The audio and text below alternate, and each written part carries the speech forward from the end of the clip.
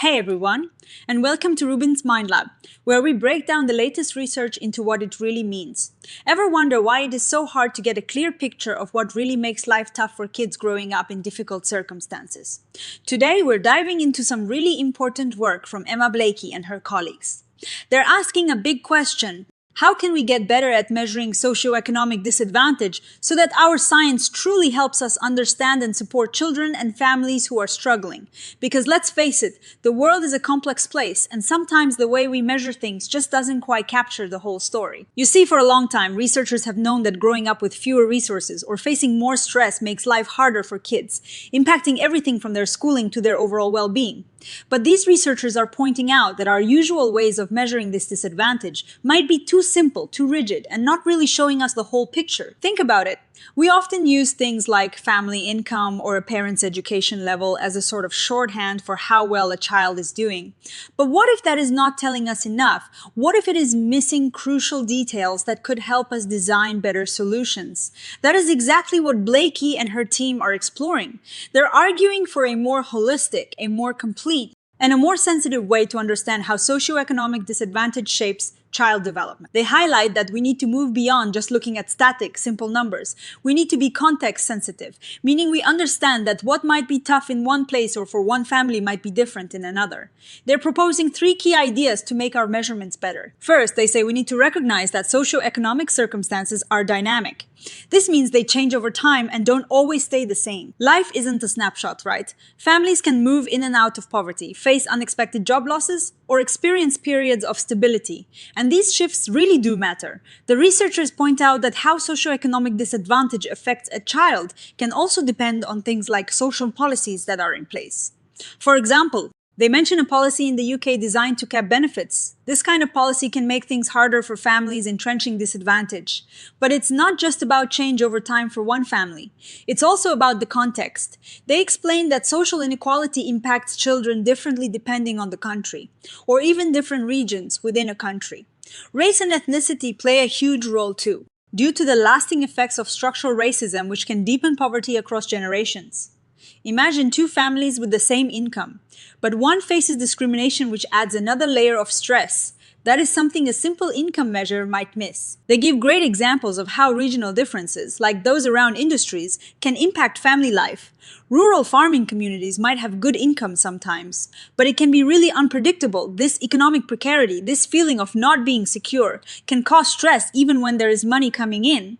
Or think of areas with declining industries, like mining towns. This can mean fewer job opportunities and less social connection, making education a less direct path to success. So, the main takeaway here is that we need measures that are meaningful to the specific people we're studying and their environment. This means looking at things that are directly related to families' current situations and their lived experiences. Not just broad brush numbers. Things like how available parents are, the financial strain they feel, housing security, parent mental and physical health, and access to good quality childcare. And if possible, looking at these over time to see how things change. The second big idea from Blakey and her team is that socioeconomic disadvantage doesn't just hit in one way. It affects child development through multiple pathways. Many theories tend to focus on one thing, like stress or how much parents can invest time and resources. But the reality is more complicated. For instance, imagine a parent who is really struggling financially. This could mean they have less time and energy for playful interactions with their child. That is one pathway. On the other hand, a parent's education level might influence how they approach learning at home or what educational activities they prioritize. These are different, but equally important. Ways that socioeconomic circumstances can shape a child's development. The researchers encourage us to design studies that look at these multiple, what they call proximal pathways. Proximal means closer to the child's everyday life, the direct experiences, constraints, and opportunities they face. Instead of just looking at a parent's job title, we might look at how financial strain affects a parent's ability to be responsive to their child's needs, or how housing insecurity leads to stress that impacts family routines. By using these more direct measures, we can start to untangle the how and the why in a much clearer way. For example, they cite research that looks at a child's emotional home environment, their educational home environment, and material deprivation.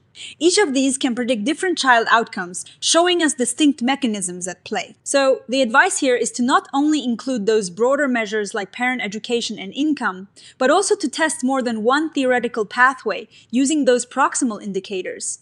And if possible, to use mixed methods, perhaps combining numbers with stories from families to get a richer understanding of these complex influences. And that brings us to the third crucial point. We need to capture the heterogeneity. That means recognizing that families are not all the same, even when facing similar disadvantages. Much of the research has focused on where the problems are, which has been important for policy. But it has also sometimes made it seem like children facing disadvantage are all the same, all at risk of poor outcomes. Blakey and her team emphasize that we urgently need to see the strengths and protective factors that exist within families. Sometimes, what looks like a disadvantage from one angle can actually be a source of strength in another. Living in a crowded home, for instance, might mean less personal space, but it can also mean more emotional support and a stronger sense of cultural traditions through intergenerational living. They give a fascinating example of research that looked at crowded households. While household density overall can be linked to poorer language development, when that density means a higher number of adults to children, it can actually be linked to better child language development. This shows that the same situation can have very different effects depending on how it is experienced and what resources it brings. This is also why the language we use is so important. The researchers stress that we need to avoid stigmatizing language. Instead of poor families, they prefer terms like families living with low income. And when reporting on research, we should be careful not to use judgmental phrases that imply outcomes are simply worse, but rather describe them more neutrally like lower or higher and acknowledge the structural reasons behind these differences. They also highlight the value of co-production, which means working directly with families and community members to shape research.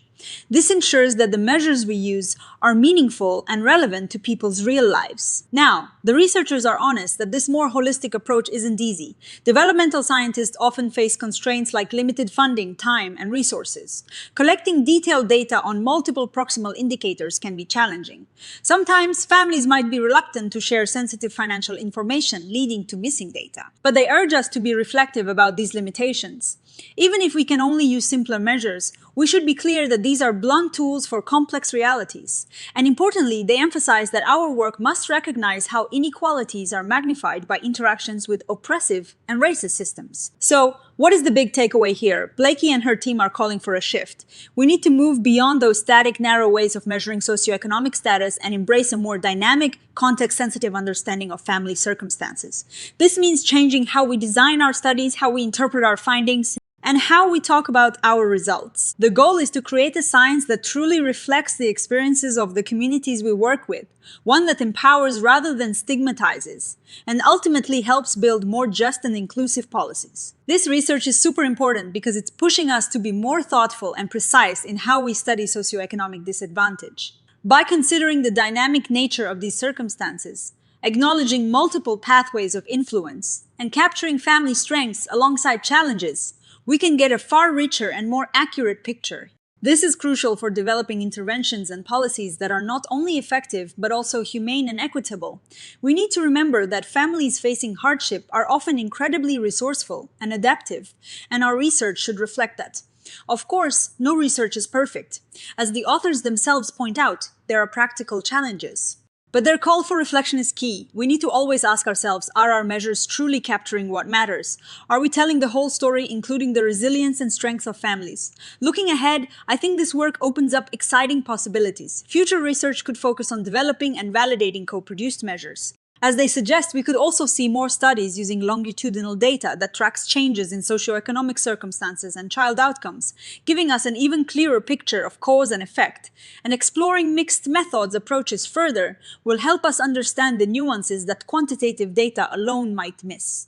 It's a reminder that science, especially developmental science, has a responsibility to serve the communities it studies. And that starts with truly understanding their experiences in all their complexity.